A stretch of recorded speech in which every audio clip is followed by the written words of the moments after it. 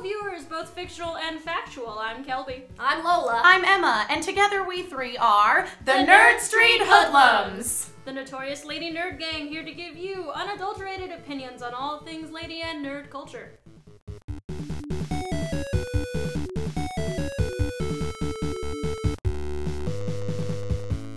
This week in Nerd History, we're going to be talking about Theodore Seuss Geisel, who you may know as Dr. Seuss. In 1954, Life magazine reported that there was a huge problem with child illiteracy because the books they were using to teach vocabulary were too boring. Seuss's editor handed him a list of 250 basic vocabulary words and told him, "Come back with something that kids can't put down." It's my editor voice. Thus was born The Cat in the Hat. Seuss went on to write over 40 books, and his birthday, March 2nd, was declared Read Across America Day in 1998. And speaking of authors, we have joining us in just a few moments, Noelle Stevenson, author of the upcoming title Lumberjanes and the internet favorite Nimona, to discuss our favorite books when we ourselves were young impressionable children. This week in Nerd Nowstery, the second season of Hannibal premieres tonight at 10 p.m. 9 Central on NBC. I have no idea what channel that is because I don't get cable. It's from executive producer Martha De Laurentiis, widow of Italian director/producer Dino De Laurentiis, who brought you cult classics like Flash Gordon, Army of Darkness, and Barbarella, and Brian Fuller, creator of the series Pushing Daisies and Dead Like Me. As you might guess from the title, it concerns the pre-Silence of the Lambs antics of psychiatrist turned serial killer Dr. Hannibal Lecter. Not for the faint of heart, this series stars Mads Mikkelsen, who's basically the George Clooney of Denmark, as Dr. Lecter. And if you are a little squeamish, Hugh Dancy stars as Agent Will Graham, so you can always just ignore the gore and focus on how attractive he is.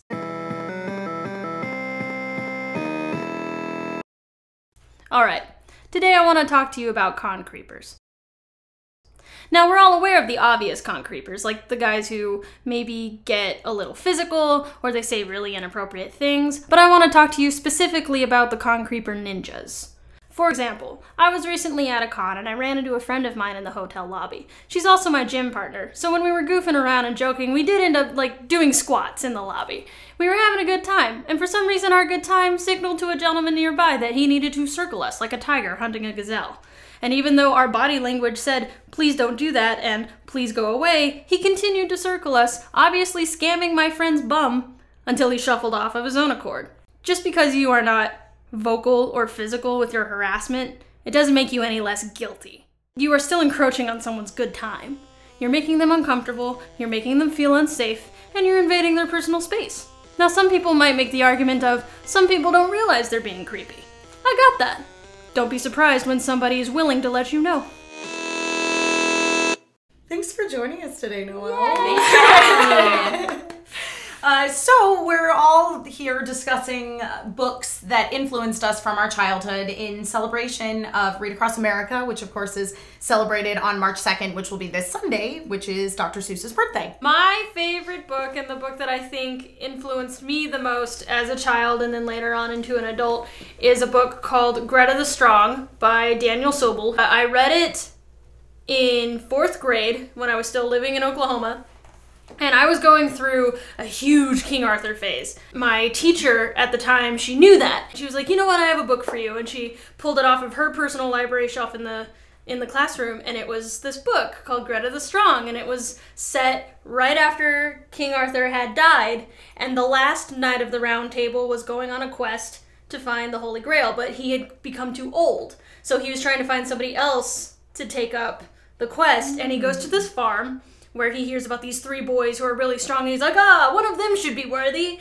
But then he meets their sister, and she bests her brothers in every single task, and she gets to go on the adventure for the Holy Grail. The first really series of books I can remember being really obsessed with is the first 3 books in the Dragon Riders of Pern series by Anne McCaffrey.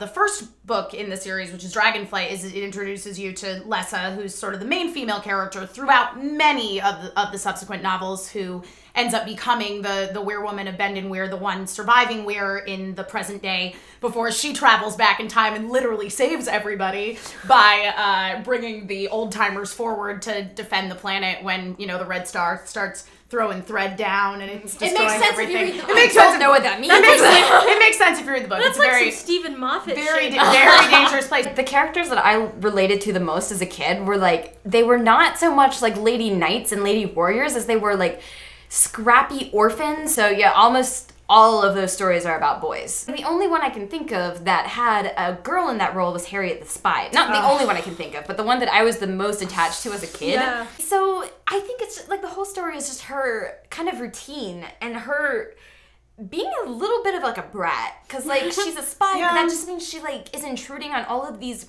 completely random people's lives. I think the thing is, when it comes to like lady warriors and like lady knights and stuff, like I never liked perfect characters. I never liked really shiny, strong characters even. Like I wanted the strong, character like physically strong. I guess I wanted characters who like were sneaky and were like competent, but also had to outsmart everybody to get their way. My favorite book was actually an entire series of books written by Mercedes Lackey.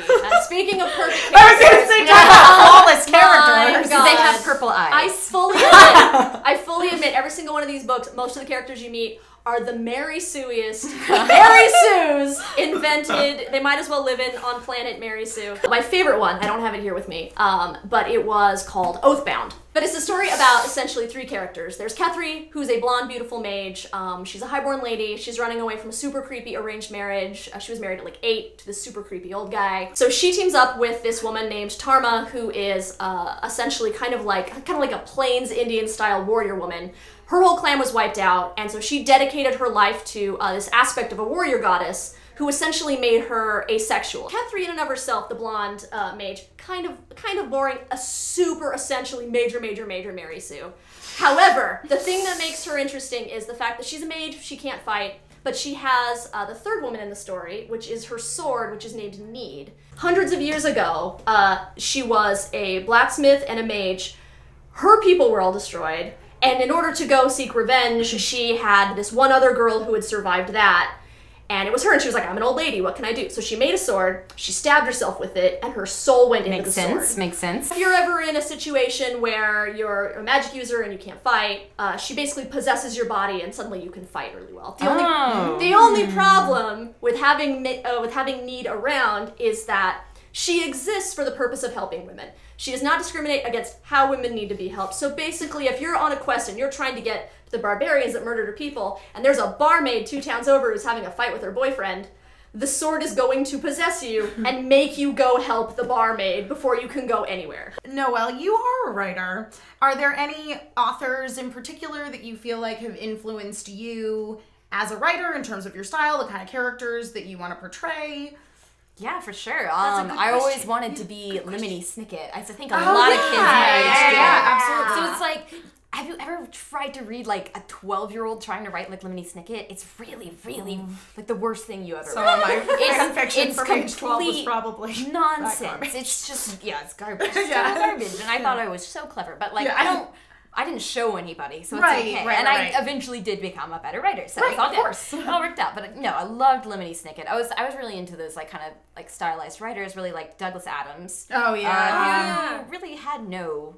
I mean, there's Trillian, who was the only recurring female character in that series. Yeah, she was fun. She was like a news anchor. And yeah, she was cool. Do you think that you ever attempt to sort of embody or recapture the qualities that you liked in those male characters in the female characters that you write? For sure. I was gender swapping from like a really young age. I loved Star Wars, so I had my own Star Wars. It was exactly Star Wars, but I changed the names. Who's the female shapeshifter? Zam Wessel, the bounty hunter, who made an appearance. She was a bounty hunter / racer, and she wore a helmet and was really cool. And then there was gender swapped Luke Skywalker and Mara Jade, and then someone's mom was also there. Like they just had someone's mom was going with them. It was like So there's Ginger Swagged Luke, there was Mara Jade, there was Zam Wesell, and there was someone's mom. It was like total Star Wars ripoff. So I just, I knew from a very young age the kind of stories that I liked, and I didn't see the kind of characters that I wanted to see there, so I made them myself, basically. Yeah. Read Across America coming up on Sunday. Woo! What are you guys gonna read?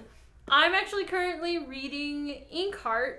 I've been trying to read the Song of Ice and Fire books for about 3 years now. I keep giving up constantly and saying I'm never, ever, ever getting back together with those books. I have recently done that with the fifth, with the Dance of Dragons, and I gave up, and I'm like, I guess I should keep reading that book. I'm currently rereading the first 3 Dragon Riders of Pern books. I am rereading the Mercedes Lackey books all over again. Because I got nostalgic. Yes. If you guys are reading anything interesting for Read Across America Day, tell us about it. Leave it in the comments. We'd love to know.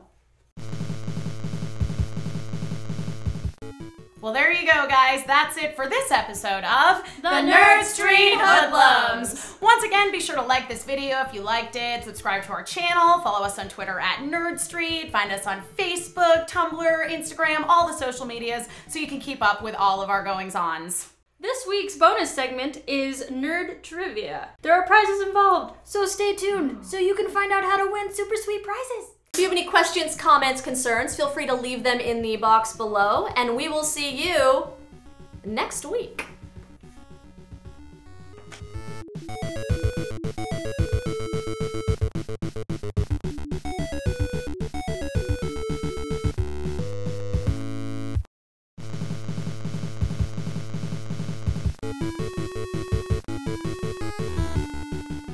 Hello there, and welcome to the very first installation of Nerd Trivia, where we ask you questions related to our weekly discussion topic, allow you to submit your answers, and potentially win sweet prizes. This week's question is, what was the first book written by Dr. Seuss? So submit your answers to us on Twitter at NerdStreet, hashtag NerdStreetTrivia. And what we will do is all the correct answers, we will take your name, we will put it in a contraption, and we will draw it, and the name that we pick out will win the super sweet prize. Make sure you submit your answers by March 7th. If you think you've answered correctly, tune in on March 14th to find out if you've won.